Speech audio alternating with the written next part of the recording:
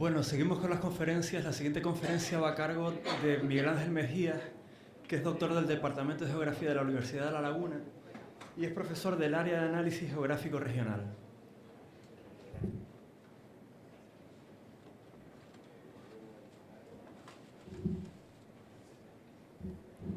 Sí, hola.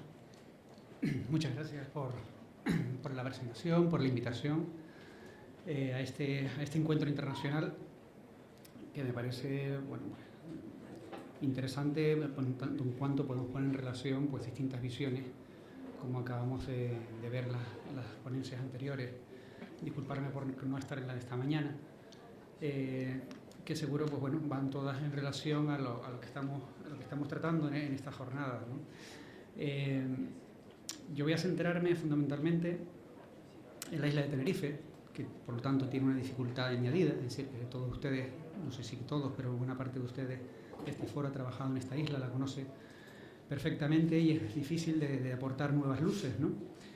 En cualquier caso, yo la he titulado Tenerife, un proceso de construcción, la isla corredor, porque es realmente un punto de preocupación y también forma parte dentro de un proyecto de investigación en el cual tratamos de buscar indicadores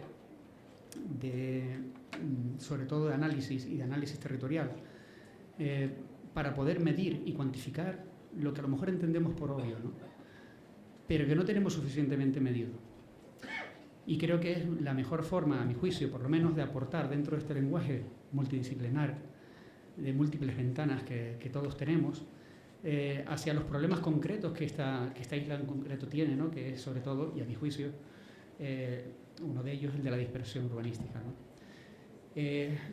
Una dispersión que se centra fundamentalmente en dos componentes, ¿no? El suelo edificado es tremendo, lo veremos, y también la estructura, la red que facilita esa dispersión, pues lo hace aún más, ¿no? Entonces también es verdad, y hago esto como una pequeña introducción, que los datos estadísticos a veces no nos dejan ver todo lo que hay detrás, ¿no? Y muchas veces también esos datos estadísticos están mediados por la superficie, con un indicador como el de densidad que todos utilizamos habitualmente. Pero claro, antes vimos en la ponencia anterior la densidad que tiene Malta, la densidad de habitantes en relación a una superficie muy pequeña y que tiene una población, pues, bueno, la mitad de la nuestra, ¿no? Y yo creo que todavía no, pero podríamos tender a esa misma colmatación casi que podrían tener ellos, ¿no? Entonces, en ese sentido, mi búsqueda va en esa línea. ¿Realmente el espacio usado es el 100% de la isla? ¿El 100% de la isla es el que se desarrolla en todas las actividades?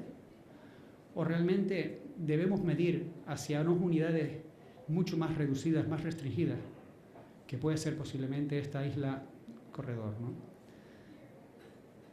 Dicho eso,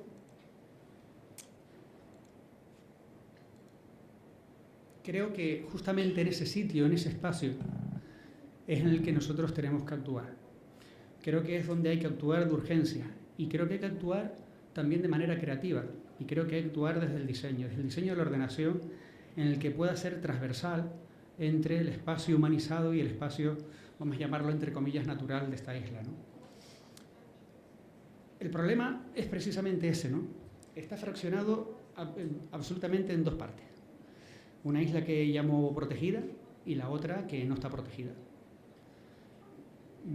Una isla estática, una isla y otra isla dinámica. Una isla que va muy lento y otra que va muy rápido. Yo creo que en ese sentido, la isla más dinámica, la isla que tiene mayor movimiento, mayor densidad, donde se desarrollan todas las actividades, precisamente es esa, es la isla riesgo que denomino, ¿no? Una isla riesgo que viene también a colación a partir de una cuestión que salió en el desarrollo del Plan Territorial Especial de Paisaje de hace unos años, en que parecía que el riesgo estaba más en los espacios naturales que en el resto de la isla. Las mayores sensibilidades se están planteando desde ese punto de vista en la isla, vamos a llamarla protegida. En cambio, la otra pues no entraba dentro de esos planes, dentro de esos cánones, esas directrices iniciales digamos, de paisaje, ¿no? Y creemos que es lo contrario. Creo que donde hay que intervenir precisamente es en ese otro entorno, ¿no? Y los datos también así lo dicen, ¿no? La isla corredor. Para poder conseguir esta isla corredor, y como decía antes, una de mis preocupaciones también desde el punto de vista de la geografía, del análisis espacial, es la medición. Buscar patrones, indicadores de medición y unidades sobre las cuales analizar, ¿no? Por eso, a través de procesos de deconstrucción, es decir, una serie de capas que se van superponiendo unas a otras, vamos construyendo el objetivo fundamental, ¿no? Ese análisis tiene esta relación. Es una relación que, si tenemos en cuenta la isla protegida y la relacionamos con el conjunto de la isla, nos queda un resto. Ese resto es la isla riesgo. Pero a su vez esa isla riesgo es donde se producen todas las tensiones. Y intervienen, por supuesto, muchísimas componentes, de las cuales yo he extraído dos fundamentales. Una, que es el espacio edificado, tanto en urbano como en rústico, y por otro lado, la estructura viaria. ¿Y cómo canalizo esos dos elementos? Pues con otro concepto que es el sellado de suelo. Es otro de los elementos de preocupación que hay. El sellado de suelo, todo ese espacio que pocas posibilidades tiene en el futuro de poder ser, digamos, cambiado o intervenido, pues obviamente es bastante importante en la isla de Tenerife y ocupa unos porcentajes con respecto al resto de Europa posiblemente entre el doble y el triple. La metodología es simplemente, sigue como tres niveles de la información. Por un lado, el nivel de inventario, fundamental. Es necesario tener datos fiables, y esos datos, afortunadamente, ya hoy en día prácticamente tenemos datos digitales de toda la isla, pero están hechos por distintas fuentes que tienen distintos criterios a la hora de resolverla. Y no siempre casan, no siempre tienen una misma geometría, no siempre tienen una misma georreferenciación, no tienen las mismas intenciones, sobre todo desde el punto de vista analítico, cuando intentas utilizar varias fuentes y tratar de cruzarlas para poder conseguir unos resultados fiables, ¿no? Desde ese punto de vista, lo que son los datos los convertimos en información, y esa información, mediante una serie de procesos analíticos, bien de geoprocesamiento u otros, o de selección, nos puede permitir uno o múltiples diagnósticos que pueden servir para la toma de decisiones posterior. Y eso es otro de los objetivos fundamentales: crear una buena base de datos para tener una buena metodología que permita, en una o varias o múltiples componentes, poder tener un diagnóstico lo suficientemente eficaz, fiable, para poder intervenir en él, ¿no? Entonces, los tres momentos, tanto el inventario como el tratamiento, proceso o la propia comunicación, el diagnóstico, los resultados, un poco articulan todo este procedimiento, ¿no? El inventario. Esto, yo creo que casi todos los que vivimos aquí lo conocemos, son datos habituales que utilizamos en el día a día. Me sirve también para proyectar a la gente que no conozca la isla y que ha venido de otros lugares. Pues bueno, tenemos una estructura administrativa partida en 31 municipios. Yo digo que a veces son 31 modelos de ordenación distintos. Y que, bueno, hay una variabilidad en su superficie entre 8 y 210 kilómetros cuadrados, ¿no? Entre uno y otro, entre el más pequeño y el más grande, ¿no? La componente isla, por otro lado, lo hablábamos antes también, la densidad. Tenerife, pues, cuenta con el mayor peso poblacional de toda Canarias, y tiene una densidad, estamos hablando de 437 habitantes por kilómetro cuadrado, si la relacionamos con sus 2.000 kilómetros cuadrados que tiene. Así que es una densidad bastante importante, ¿eh? No llegamos a los extremos, pero lo veremos, ¿no? Por otro lado, la otra parte, la parte que fluctúa, toda esa población que tenemos a diario y que también comparte con nosotros este territorio, y que, bueno, pues estamos hablando de en torno a más de 5 millones de visitantes en el año 2014, lo que supone unos 39-40 millones de pernoctaciones, ¿no?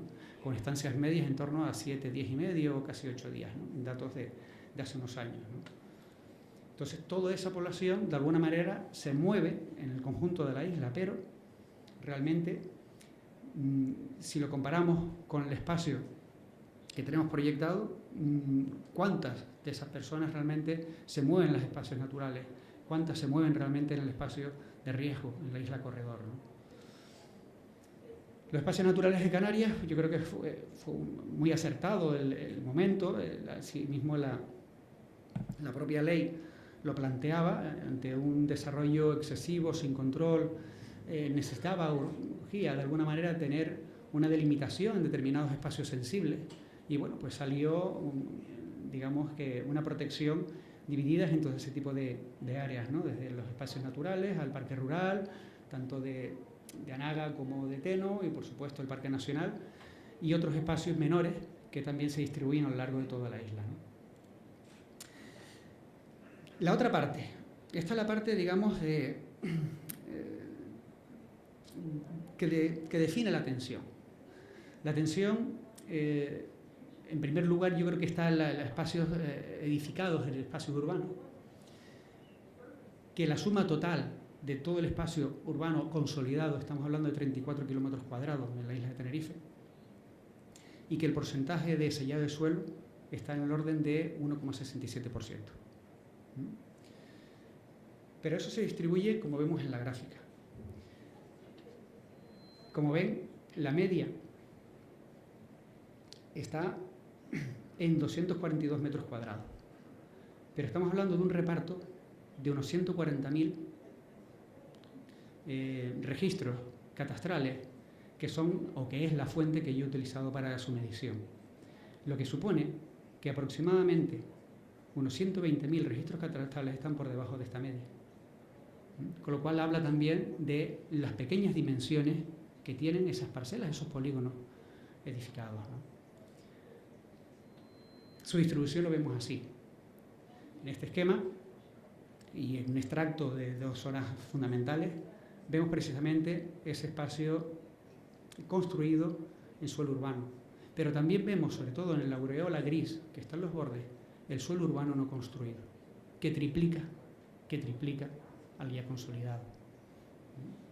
Y por supuesto, los centros, tanto de los valles como el área metropolitana, como el sur, potencian ese desarrollo, ¿no? Aquí vemos un detalle precisamente de la zona del Valle de la Rotava, el Puerto de la Cruz, el Valle de la Rotava, cómo se ve la consolidación de determinadas zonas, pero vemos también una aureola en gris que nos hace indicar ese